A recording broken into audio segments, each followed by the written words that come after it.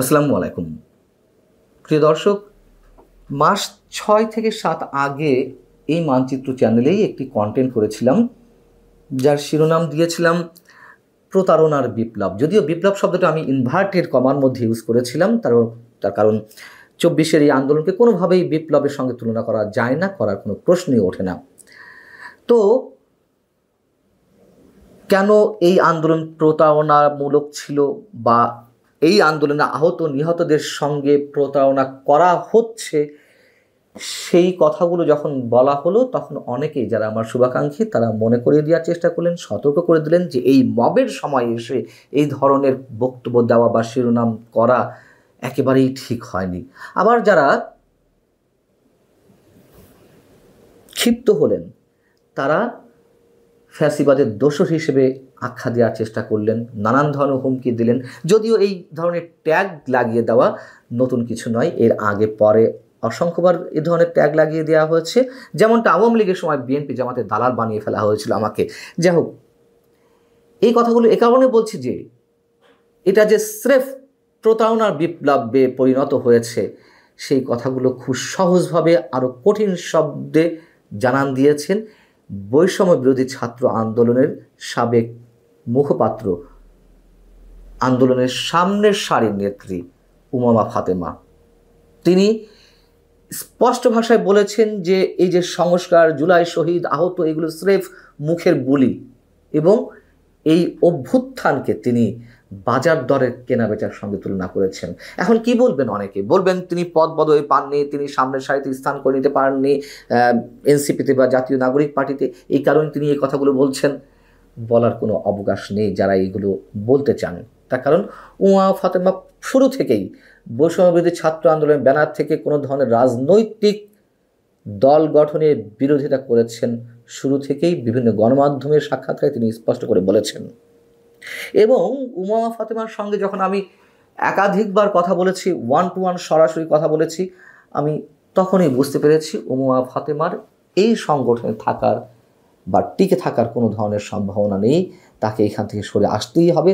তার কারণ তিনি যথেষ্ট একজন প্রগতিশীল মেয়ে, ছাত্র ফেডারেশন করা মেয়ে, এবং এটা তো সত্য কথা, ২৪ আন্দোলনে অনেক প্রগতিশীল ব্যক্তি, প্রগতিশীল মানুষেরা শরিক হয়েছিলেন। আওয়ামী লীগের বিরুদ্ধে দীর্ঘ বঞ্চনা, দীর্ঘ নিগ্রহের শিকার হতে হতে দীর্ঘদিনের পুঞ্জীভূত ক্ষোভ থেকে এই আন্দোলনে অংশ নিয়েছিলেন। অনেক আওয়ামী পরিবারের সন্তানও তো অংশ নিয়েছিলেন।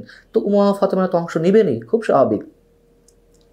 এবং কথা বলার সময় তিনি আমার কোনো প্রশ্নের উত্তর দিতে পারেননি। তাকে যথেষ্ট হতাশাগ্রস্ত মনে হয়েছে, কিন্তু কথা বলতে পারেননি। কেন? তখনও তিনি সেই সংগঠনের মধ্যে ছিলেন, তিনি কনফিউজড ছিলেন আসলে কি করবেন না করবেন। এবং পরে এসে বিস্ফোরণটি ঘটল। এই বিস্ফোরণটি ঘটল যখন বৈষম্যবিরোধী ছাত্র আন্দোলনের কমিটি গঠন হলো গত 2 দিন আগে। তারপরে তিনি ফেসবুকে পোস্ট দিয়ে এই ছাত্র আন্দোলনের ভেতরের পরিস্থিতি, ক্ষমতার দ্বন্দ্ব, সুবিধাবাদ এবং অনিয়মের বিভিন্ন দিক একেবারে খোলাসা করে দিয়েছেন। এনসিপির মুখোশ অনেকখানি খুলে ফেলেছেন।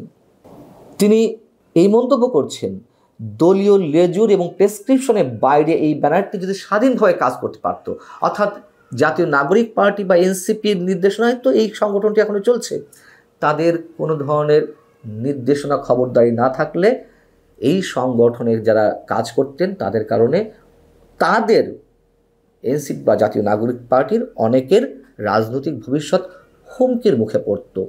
এবং তিনি বলছেন যে তিনি এই সংগঠনের মুখপাত্র হওয়ার সত্ত্বেও ফেসবুকে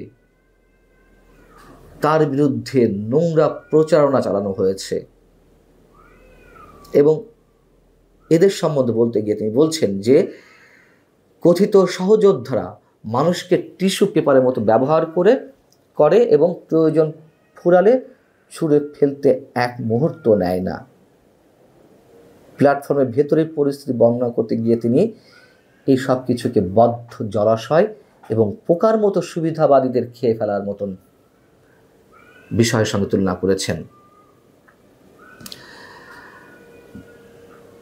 উমা ফাতেমা একথাও বলছেন যে সংগঠনের ভিতরকার অবস্থা, যখন এই সংগঠনের সাবেক আহ্বায়ক হাসনাত আবদুল্লাহ কিংবা অন্যান্য নেতাদের জানানোর চেষ্টা করেছেন, কোনো ভিত হয়নি, বরং তাদের আচরণগুলো রহস্যজনক মনে হয়েছে। আমরা তো প্রতিনিয়ত তাদের কত বিপ্লবী কথাবার্তা শুনছি, তাই না?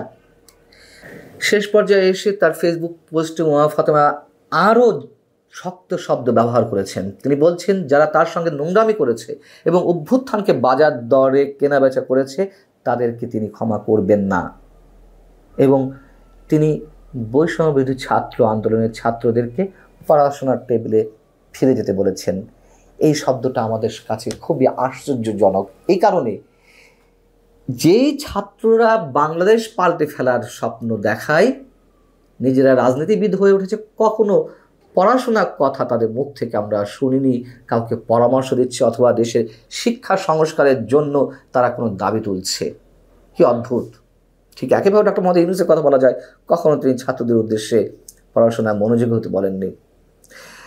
এবং এই বৈষম্যবিরোধী ছাত্র আন্দোলনের ব্যানার থেকে যেই দলটি গড়ে উঠেছে, জাতীয় নাগরিক পার্টি, তাদের অনেকে তো দাবি করেন যে তারা 200 থেকে 300 আসন পাবে, তারা ক্ষমতায় যাবে তার মানে।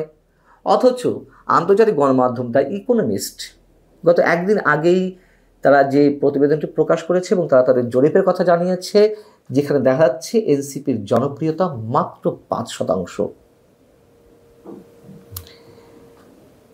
দুর্ভাগ্য বাংলাদেশের মানুষের যে এই ছাত্র নেতাদের চোখেই তারা স্বপ্ন দেখতে চেয়েছিল, আমরা দেখতে চেয়েছিলাম, কিন্তু শুরু থেকেই একটা অভ্যুত্থান সফল হওয়ার পরপরই এমন একটা বিষয় হয়ে দাঁড়ালো তাদের, যে কি না কি করে ফেলেছে।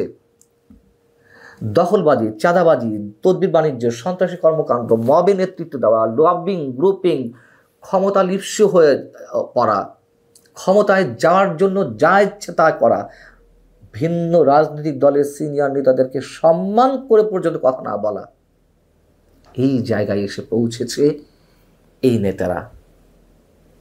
উমা ফাতেমা ঠিক মুখোশটা অনেকখানি খুলে দিয়েছে। এতে আমরা খুব খুশি নই যে একের পর এক এদের এই চরিত্র, এই চেহারা দেখতে হচ্ছে। তার কারণ স্বপ্নভঙ্গ তো হয়েছে আমাদেরই। ভালো থাকুন সবাই। আল্লাহ হাফেজ।